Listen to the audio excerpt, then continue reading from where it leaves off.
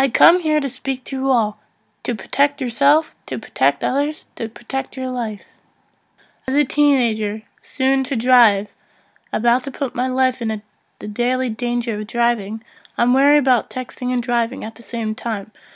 I've grown up with too many adult drivers, such as my aunt, my dad, and my friends' parents, that text and drive at the same time, but they are unable to comprehend that they are 23 more times likely to get into a crash until they are gone. Forever. They are the ones in control. One button, and it could be the end of your life, in the blink of an eye. Your intentions were not to get up this lovely morning, take a hot shower, get dressed, go outside and envelop the beautiful weather, to just go inside a car and pay more attention to the shadows of people in your phone than the more important lives driving around you. On average, when you get behind the wheel and look down at the glowing screen, then hit reply, it takes about 5 seconds. 5 seconds of you not looking at the road, which can be compared to driving the length of a football field at 55 miles per hour. U.S. alone, 31% of people roaming the ages from 18 to 64 have admitted to reading and or sending a text message. Imagine yourself.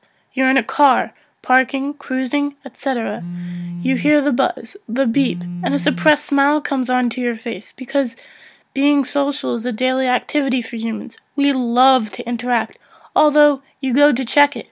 And just for those 5 seconds, you are unaware of the mountain of danger, unaware of your surroundings, until it's too late. You're gone, now a shadow, or a beaten up and ragged doll from the monstrosities you've just went through.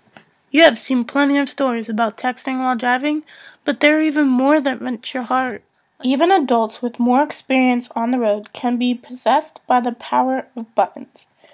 With more experience on the road, such as 29-year-old Jamie Nash, whose car went up in flames because she was texting and driving, now suffers from 3rd and 4th degree burns from being held in her car for 23 minutes, burning alive.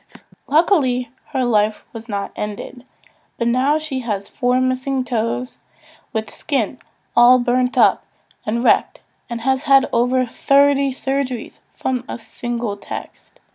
As she lives on, she spreads the message about texting while driving, along with her heart-wrenching story through a program she started called Jamie Nash Text Later Foundation. This is my message to you. You do not only put yourself in danger, but everybody around you when you text and drive.